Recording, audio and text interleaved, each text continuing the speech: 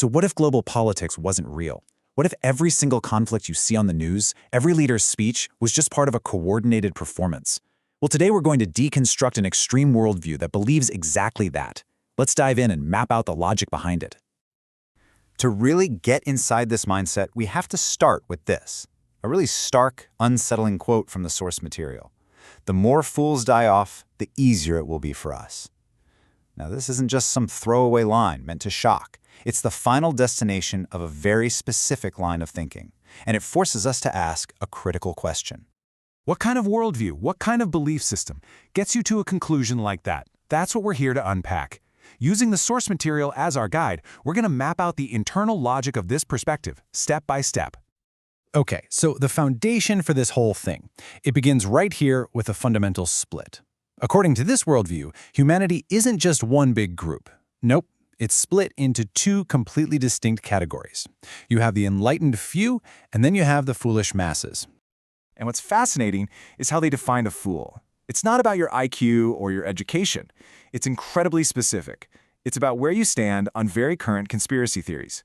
So if you look up and think that white line in the sky is just a contrail from a plane, or if you believe that vaccines are helpful, well, in this worldview, you're a fool. This really anchors the whole belief system in tangible modern-day debates. And check this out. This shows you exactly how they see the numbers. The so-called enlightened believe they're a tiny minority, just 20% of the population. Everyone else, the other 80%, are the fools.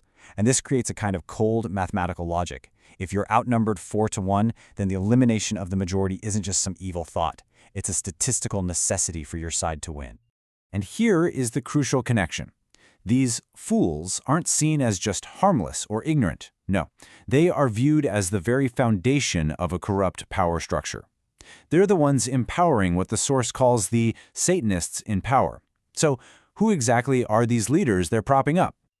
So if the fools are the foundation, who are they holding up? This brings us to the next layer of the worldview, the idea that all world leaders, and I mean all of them, even the ones who seem like sworn enemies, are actually on the same team. This list of supposed collaborators includes figures who seem to be locked in bitter conflict on the world stage. You've got, for instance, Russia's Vladimir Putin. Then you have America's Donald Trump. And get this, right alongside them is Ukraine's Volodymyr Zelensky. From this perspective, all their public disagreements and conflicts, it's pure theater. And this is the absolute core belief of this whole section. It's not just that they have similar goals or something like that. It's that they are all, literally, part of one single collective, all of them operating from the exact same set of instructions. So how do they prove this? Well, the source points to these so-called man-catchers, agents carrying out military mobilization. They're not seen as Ukrainian officials doing their job. They're seen as agents of this global collective. And the supposed proof? The source points out that agents in Ukraine, police in Russia, and officials in the US were all seen wearing masks. In this worldview, that's not a public health measure. No way. It's their shared uniform, a clear sign of global coordination. And this is the big takeaway, right? All these massive geopolitical events, things like wars and peace talks, they're just dismissed as a cheap spectacle for the masses. Any negotiations are totally meaningless because, in this view, the war will only end when the script says it's time to end. It has absolutely nothing to do with what the leaders are saying in public. So if it's all just one big performance, you gotta ask, what's the end goal? Well, that brings us to the next piece of the puzzle, the alleged master plan. A long-term, multi-stage strategy to basically collapse the world order as we know it and seize total control. A huge part of this plan, according to the source, is the fracturing of the United States. And this isn't seen as some new idea, not at all. They trace it all the way back to predictions from the 1980s. And now, they believe it's in its active phase, being carried out not through natural political division, but through a deliberately manufactured civil war. And here's how they say it's all going to go down, in 3 pretty clear steps. First, systematically discredit every existing authority. Make people lose all faith in presidents, governments, you name it. Second, create so much chaos and pain that people become absolutely desperate for any solution.